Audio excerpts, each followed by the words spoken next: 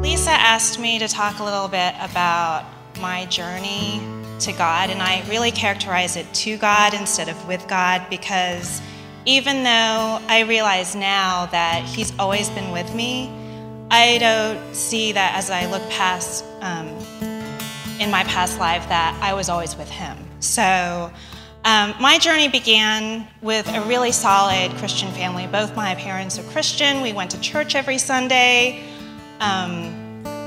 I went to a Christian university, and then after college, I went to a different city where I didn't know anybody, and out of obligation and duty, I continued to go to church. But I didn't know anybody, and I didn't get involved in church. It was like going to someone's parlor. So you just stay in the parlor, you never make it to the kitchen, where that's where all the real connections happen, right? So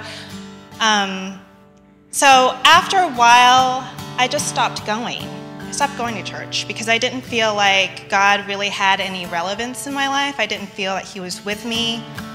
And not that I didn't believe in God, because I knew that there was a God. I just didn't think that He was working in my life at all. So I stopped going to church, and this was during my 20s. And as I was, every year passing, the one thing that every girl wants is to find someone special, right? So by the time that I was 31, when I met my husband, I really had given up on finding anybody.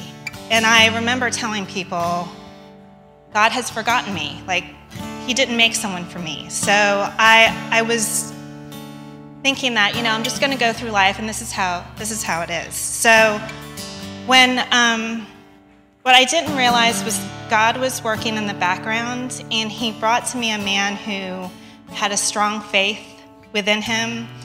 And when I met him, he was the first man that ever prayed over me other than my father. So that really impressed upon me something really special. And when he witnessed to me and his faith, and when he prayed, I felt like, I really want that. I really want that personal relationship with God. And so we decided as a couple that we were going to start church hunting, because we came from two different Christian denominations, and we needed to find a place that we felt at home. And the very first time we came to Capital Life Church, that was it. We decided to stay. So this is where I learned how to pray again, to have that daily conversation with God about my fears and my wants, and what is it that I can do to further His mission here on earth. So as I went through the process of getting to know God again, He really urged me to use my gifts for the church. And so every so often, as Lisa did just now, there's a call for volunteers, right? And I heard God kind of nudging me, you should do that. And I said, I'm not ready. So a few weeks would go by, and there would be another call. God, I'm not ready yet, okay? So finally I did volunteer. And then as people move around to do different ministries, or they move away, leadership opportunities became available. And I was asked, would you mind leading this? And I said, no, I don't think so, because I'm not ready. Because I really still felt like an inadequate Christian.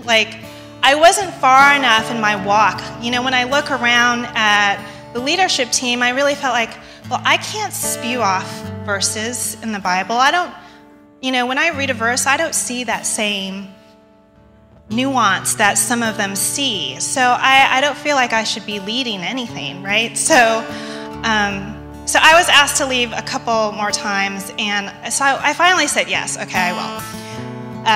Stop knocking on my door and telling me I need to do this. So right now I'm leading the newcomers ministry, and that's the ministry in charge of helping newcomers feel at home and connected to the church. So I'm just going to wrap this up. So, if you were like me and you haven't talked to God in a while, I urge you to spend a couple minutes, even after the service, to get reacquainted with the Lord. And then if you're like me and God is urging you to use your gifts that he gave you, for whatever it is that he's urging you to do, I urge you to say yes, because that knocking is going to get even louder and louder, that you're going to do it at some point anyway, right? So just give in. And if you would like to use your gifts towards the newcomer ministry, we're looking to grow our team.